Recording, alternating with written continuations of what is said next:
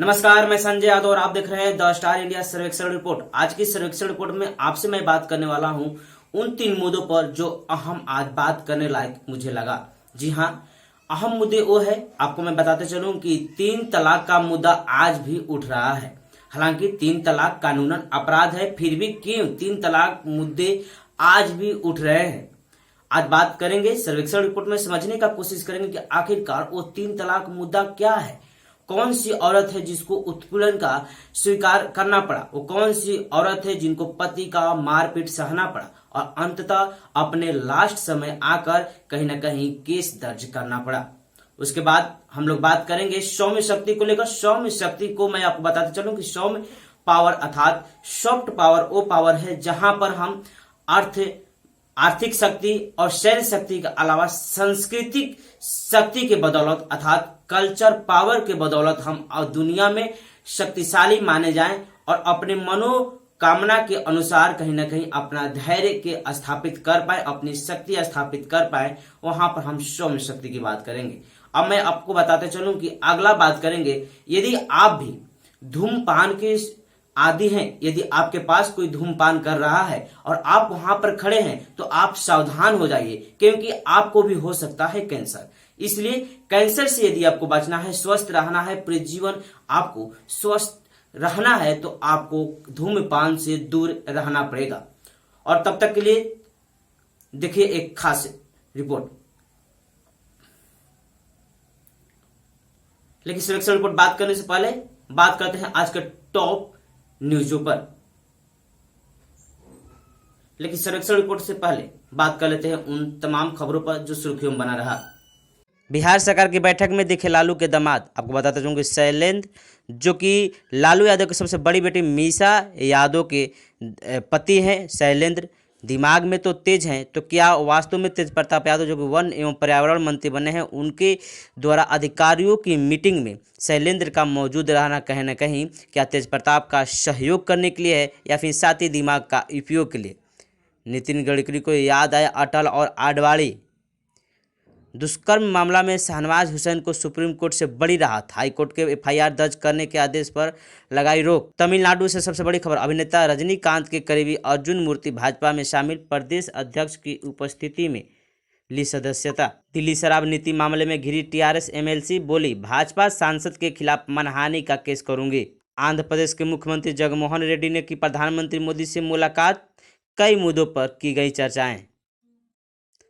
चर्चित बार मामले की सुनवाई, डिगम्मा का ईरानी परिवार से जुड़ी फर्म से संबंध होने से इनकार। वायरल वीडियो का क्या है सच, कहीं पत्नी ने भाजपा नेता को चप्पल से पीटा, कहीं गालीबाज महिला। 4 वीडियो खूब हो रहा है वायरल। क्या हो रहा है भारत की राजनीति में। लक्षद्वीप के सुने आइलैंड पर सजेगी अनोखी दुनिया। महाराष्ट्र में शिवसेना के बाद क्या टूटेगी कांग्रेस, शिंदे के मंत्री की अशोक चव्हाण से मुलाकात। दिल्ली के मुख्यमंत्री केजरीवाल बोले मनीष सिसोदिया को मिलना चाहिए भारत रत्न, दिल्ली के स्कूलों में किया सुधार। एक महिला का सब्र उस समय टूट गया जब वह 3 तलाक की शिकार हो गई। जी हाँ, ये घटना उत्तर प्रदेश मेरठ के लिसाड़ी थाना क्षेत्र के है। उस लिसाड़ी थाना क्षेत्र में एक महिला एक पति के साथ 2 साल पहले शादी करती है। शादी करने के बाद महिला अपने ससुराल जाती है, लेकिन महिला का आरोप है कि पति उसको बराबर कहीं ना कहीं बुलेट को लेकर प्रताड़ित करता है और महिला उस प्रताड़ना को सहती है। लेकिन अंत में क्या होता है कि ससुराल वालों ने मिलकर महिला को मारपीट का कहीं ना कहीं शिकार बनाते हैं। मारपीट करने के बाद महिला कहीं ना कहीं उन लोगों के, उस हैवानों के पास में पहुंच जाती है और हैवान क्या करते हैं कि मारपीट के सहारे महिला का बाल मुंडा देते हैं। बाल मुंडाने के बाद महिला को मायके भेज दिया जाता है। जैसे ही महिला मायके जाती है तो मायके वाले ने उनको रखकर और कहीं ना कहीं इस मामला को थाना तक पहुंचाने का कोशिश करते हैं। थाना भी तो मौके पर मौजूद रहता है, लेकिन थाना भी क्या करे, जांच के बाद उन आरोपितों को कहीं ना कहीं थाना पकड़ लेता है, 5 लोगों पर केस दर्ज करता है। लेकिन कहीं ना कहीं पंचायत की बात कर लिया जाए तो हमारे समाज में पंचायत सबसे बड़ा माना जाता है और पंचायत करने के बाद एक सामाजिक स्तर पर पंचायत किया जाता है और पुनः महिला को ससुराल भेज दिया जाता है। जैसे ही महिला आती है, यह घटना पिछले 3 महीनों का है, अर्थात यह 7 जून की घटना है, जब 7 जून की उसका बांध टूट जाता है। महिला का सब्र का बांध टूटने के बाद महिला पुलिस के पास जाती है। महिला पुलिस के पास जाती है, अर्थात महिला का प्रताड़ित किया जाता है तो पुलिस के पास वह रिपोर्ट लिखवाती है। रिपोर्ट लिखवाने के बाद महिला कहीं ना कहीं अपने ससुराल वालों पर केस करने का कोशिश करती है। कोशिश करने के बाद वह कामयाबी भी हासिल कर लेती है। उसके बाद महिला कहीं ना कहीं ससुराल वालों पर कहीं ना कहीं दहेज और उत्पीड़ना का कहीं ना कहीं केस दर्ज करती है। वहीं सीओ का सीधे तौर पर कहना रहा कि महिला केवल उत्पीड़ना और कहीं ना कहीं दहेज का केस की है। 7 जून की वह घटना जब महिला को उसके सिर का बाल मुंडवाकर उसको मायके भेज दिया जाता है। मायके वाले उसको किसी तरह अपने पास रखते हैं। 14 अगस्त के आसपास में महिला पुनः अपने घर के लिए तैयार होती है, जहां उसकी शादी हुई रहती है। महिला वहां पर जाती है पंचायत करने के बाद, लेकिन पुनः वहां पर सब्र का बांध टूट जाता है और पुनः महिला को प्रताड़ित किया जाता है। जैसे ही पुनः महिला के मायके वालों की इस बात की जानकारी होती है तो मायके वाले महिला के पास आते हैं और महिला के पास आने के बाद उस महिला के साथ ले जाकर थाने में रिपोर्ट लिखवाते हैं। रिपोर्ट लिखवाने के बाद पूरी तक मामला अभी तक थाना में फंसा हुआ है। लेकिन बात यहाँ पे यह है कि क्या अभी भी हमारे देश में हैवानियत बाकी है?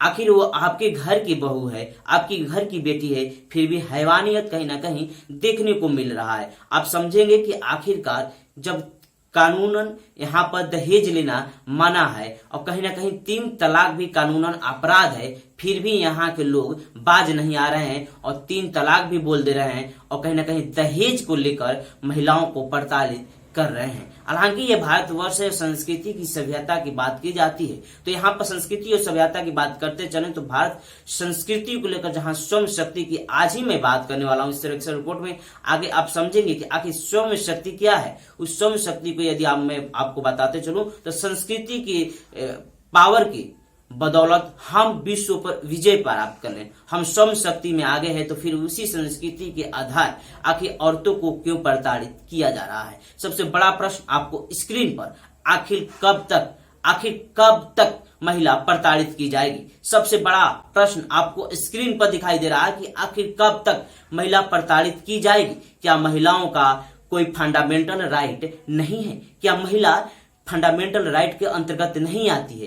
क्या वीकर सेक्शन का जो हम बात करते हैं, क्या उस वीकर सेक्शन के अंतर्गत महिला नहीं आती है? आखिर महिला को कब तक प्रताड़ित किया जाएगा? सबसे बड़ा प्रश्न आपको स्क्रीन पर दिखाई दे रहा है कि आखिरकार आप भी कमेंट करें और यदि आपको अच्छा लगे तो इसे शेयर करें।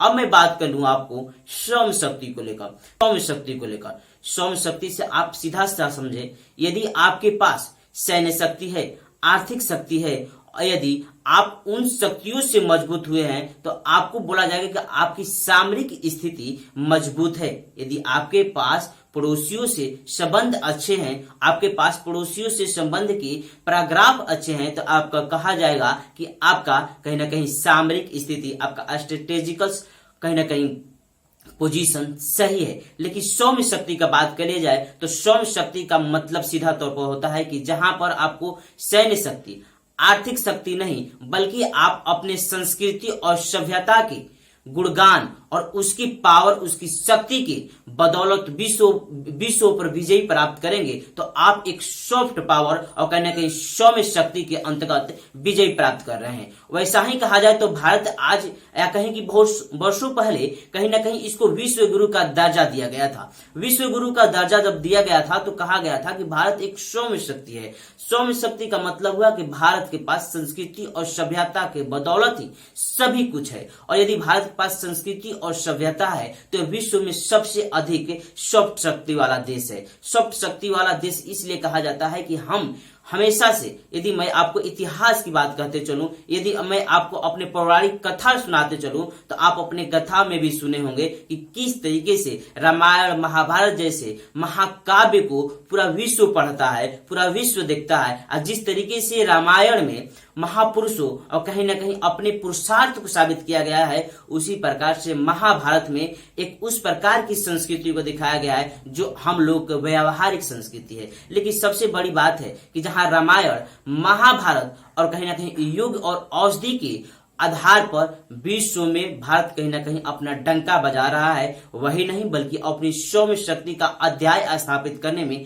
आगे बढ़ रहा है। तो आज भारत की स्थिति इस प्रकार से बनी हुई है, आप देख रहे हैं किस तरीके से भारत की स्थिति बनी हुई है। यहाँ पर बेरोजगारी के साथ ही साथ यहाँ पे यदि बात कर लिया जाए तो लोग उस प्रकार से हैं जो अपने आप ही केवल अपना कार्य करने के पीछे ही लगे रहते हैं, अर्थात उनकी संस्कृति से धीरे धीरे नाता समाप्त होते हुए दिखाई दे रहा है। आखिर कब तक? लेकिन जब से एनडीए में नरेंद्र मोदी जी के नेतृत्व में सरकार केंद्र में आई है, तब से देखा जा रहा है कि एनडीए के नेतृत्व में केंद्र में मौजूद नरेंद्र मोदी के नेतृत्व में जो सरकार आई वो सौम्य शक्ति पर ज्यादा ध्यान दे रही है। आखिर सौम्य शक्ति पर ज्यादा ध्यान देने का मकसद क्या है? क्या भारत के पास सैन्य शक्ति कमजोर है? क्या भारत के पास आर्थिक स्थिति को मजबूत करने के लिए कोई संसाधन नहीं है, इसीलिए सौम्य शक्ति पर, सॉफ्ट पावर पर भारत ध्यान दे रहा है? या फिर मसला कुछ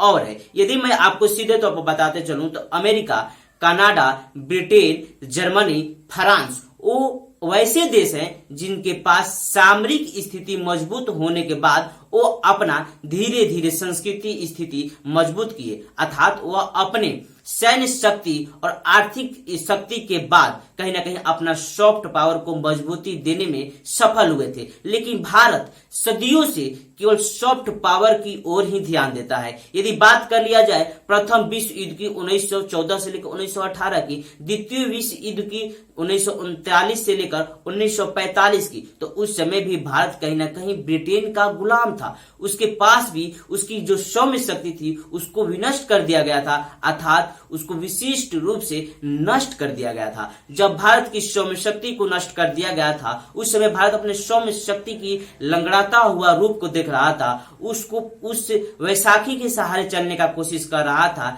हालांकि कहा जाए तो किसी देश की संस्कृति और सभ्यता आधार होती है, लेकिन जब भारत उस समय गुलाम हुआ था तो उसकी संस्कृति और सभ्यता कहीं ना कहीं इसकी वैसाखी बन गई थी। लेकिन सबसे बड़ी बात यह है कि क्या वास्तव में वैसाखी बनना, लेकिन जहां कहा जाए कि अमेरिका, मैं पहले ही बात किया कि अमेरिका, ब्रिटेन और फ्रांस जैसे राष्ट्र अपने सामरिक स्थिति के बदौलत पूरे विश्व में डंका बजाए, तो वहीं भारत आज भी कहा जाए तो इतिहास से लेकर और अभी तक भी कहीं ना कहीं अपनी सॉफ्ट पॉलिसी को ही अपनाकर आगे बढ़ने का कोशिश करता है।